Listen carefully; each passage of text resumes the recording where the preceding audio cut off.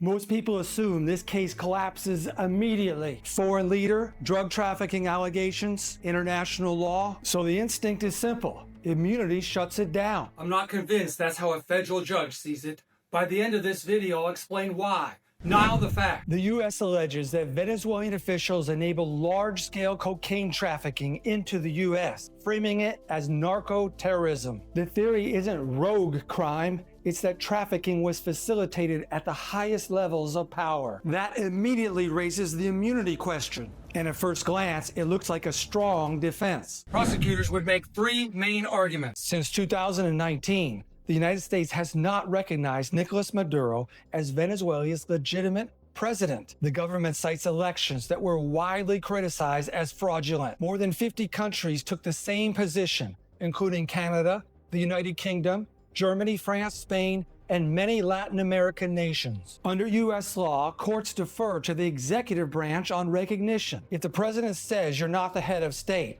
you don't get head of state immunity. Second, precedent. Prosecutors would point to Manuel Noriega. He controlled Panama. He ran the government.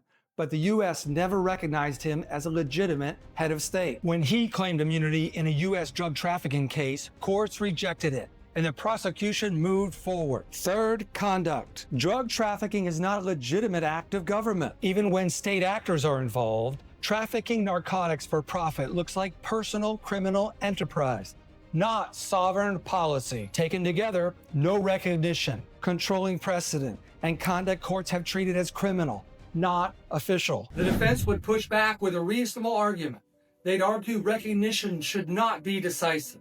This is because Maduro functioned as Venezuela's head of state in practice.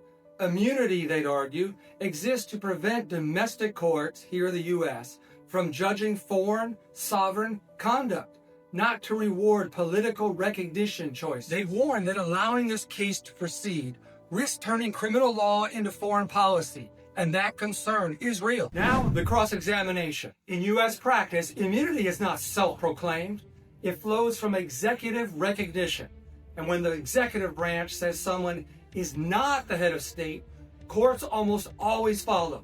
That's exactly what happened to Noriega. Once head of state immunity fails, the case turns on a second question: official conduct or personal crime. And U.S. courts have consistently treated drug trafficking, especially when framed as enrichment and coordination with criminal networks, as private criminal conduct, even when government officials are involved. Now let's turn to the law. International law channels true sovereign crimes toward international forums like the International Criminal Court to avoid unilateral prosecutions of legitimate heads of state. But that protection depends on status and legitimacy. If a defendant is not recognized as the head of state and the alleged conduct is framed as criminal enterprise rather than governance, domestic courts are not barred from acting. And the ICC doesn't always have jurisdiction, which is why domestic courts sometimes become the forum by default, not design. Here's where I land. I don't think a federal judge dismisses this case, not because immunity is meaningless,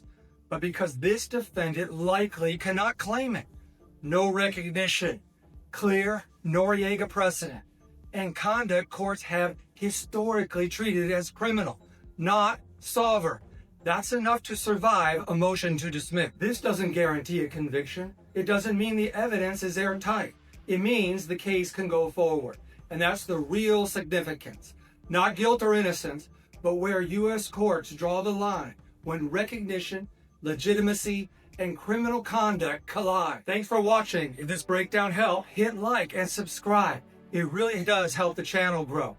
And remember, the truth matters, and so does reasonable doubt. See you in the next one.